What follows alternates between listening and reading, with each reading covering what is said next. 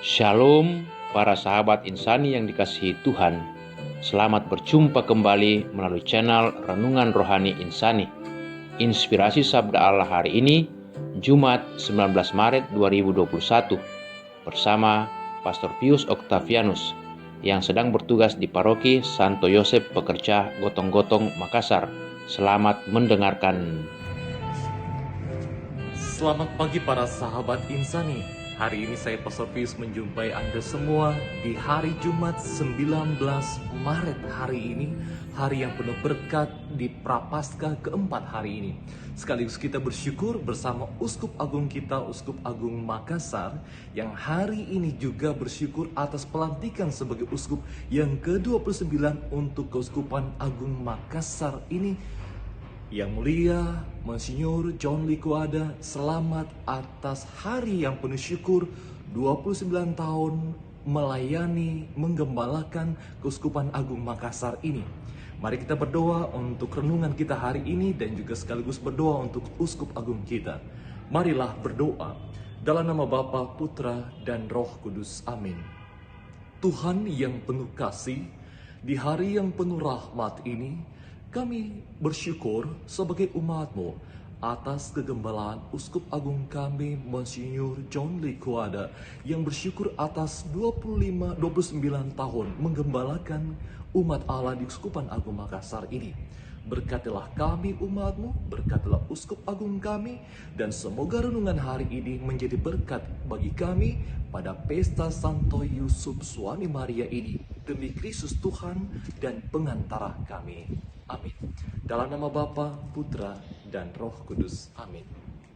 Tuhan sertamu dan sertamu juga. Inilah Injil Yesus Kristus menurut Santo Matius.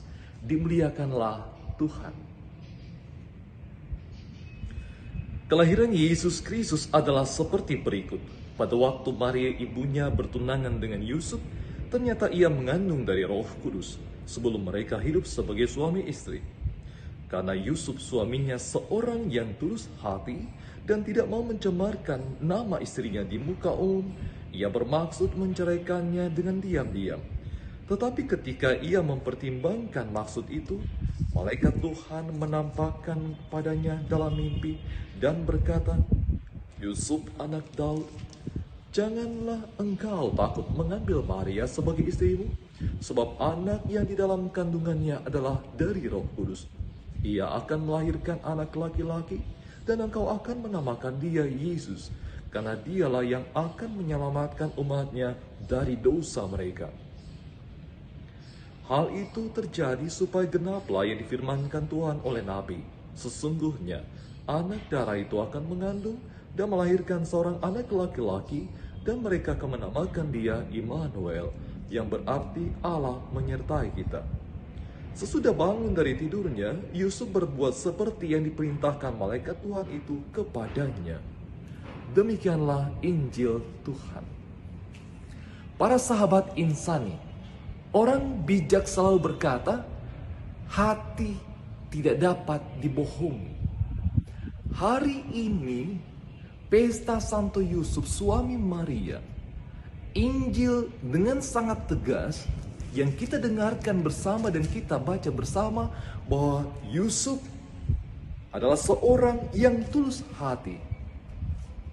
Dalam bahasa Yunani, tulus hati ditulis atau diterjemahkan dengan sinkerus, ketulusan, tidak dapat membohongi, utuh dapat dipercaya.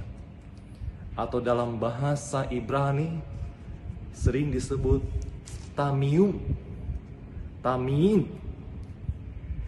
Bahasa Ibrani tamiyim itu menjelaskan atau menerjemahkan arti sebuah hati yang tidak membohongi dan tidak mengandung cacat sedikit pun. Tamiin dalam bahasa Ibrani. Sedang dalam bahasa Yunani disebut hailekrinos. Hailekrinos itu dua kata. Haile berarti matahari dan krino itu mengadili. Dalam arti hati itu dapat disorot oleh matahari dan jernih terang, kudus, tak bercacat sedikit pun. Maka bahasa Latin, bahasa Ibrani, Tamil, bahasa Yunani, Hailekrinos, semua menerjemahkan dan mengartikan hati yang tulus ikhlas, tidak ada penipuan, tidak ada maksud jahat di dalamnya, tidak ada sedikit pun cacat, dan mengandaikan hati orang itu dapat dipercaya sepenuhnya. Itulah titel, itulah yang menjadi predikat, itulah yang disandang, yang menjadi karakter seorang tokoh yang bernama Yusuf suami Maria yang menjadi ayah bagi Tuhan Yesus. Ketulusan hati untuk zaman modern ini itu sangat sulit kita temukan. Suatu waktu ada seorang bapak yang curhat dan mau bersharing dan mengatakan ini, "Pastor, saya baru saja dikhianati oleh teman bisnis saya. Saya sudah percaya dia sebagai saudara. Saya memperlakukan dia sebagai saudara lebih dari saudara malah. Tetapi tega dia mengkhianati saya. Menikam saya dari belakang, menusuk saya dari belakang. Padahal setiap harinya dia berbahasa yang baik, bertutur kata yang sopan. Seolah-olah dia menghormati saya sungguh-sungguh. Ternyata itu hanya untuk menutupi keburukan hatinya." Saudara-saudara terkasih, bacaan Injil pada pesta Santo Yusuf suami Maria hari ini memberikan kita sebuah permenungan bahwa Yusuf dipakai oleh Tuhan karena mempunyai satu syarat, satu karakter, satu sifat, satu bawaan dalam dirinya, bahwa ia adalah seorang yang tulus hati. Tulus hati terhadap sesama, bahkan dikatakan dalam Injil, tidak mau mempermalukan, mencemarkan nama istrinya di muka umum. Tidak ada hati, tidak ada maksud, tidak ada niat untuk menjahati Maria, menjahati sesamanya, apalagi menjahati Tuhan. Tidak ada terbersit sedikit pun dalam hati Yusuf suami Maria. Karena mempunyai hati yang tulus inilah, maka Tuhan memakainya. Tuhan memakai dia menjadi bapa pengasuh bagi Tuhan Yesus.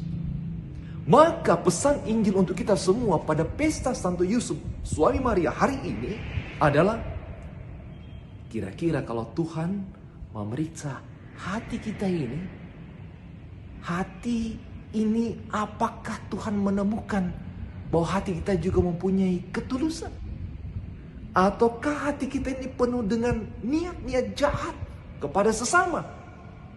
Pura-pura kita sopan terhadap teman kita, tapi sebetulnya di dalam hati kita ingin menikam dia, menjatuhkan dia, membunuh karakter dia. Apalagi kepada Tuhan.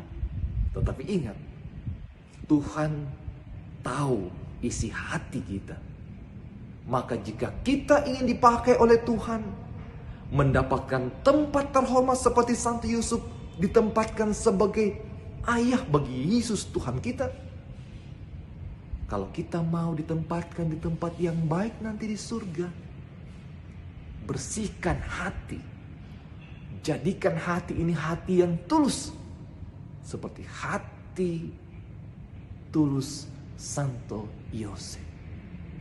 Kemari saudara-saudara terkasih, pada peringatan Santo Yusuf ini, kita doakan diri kita, kita usahakan hati ini dibersihkan, agar kita mempunyai hati yang tulus untuk menjalani masa puasa, pantang kita, tobat kita, dan pantang kita ini berkenan kepada Tuhan dan membawa kita mengalami damai sejahtera. Tuhan memberkati kita semua. Amin. Terima kasih saudara-saudariku yang telah mendengarkan sabda Allah. saya Pastor Marcelo Rotandu mengucapkan berlimpah terima kasih kepada Pastor Pius Octavianus. Semoga pastor bersama dengan rekan-rekan imam, segenap umat di paroki senantiasa diberkati Tuhan dalam setiap aktivitas dan pelayanannya. Amin.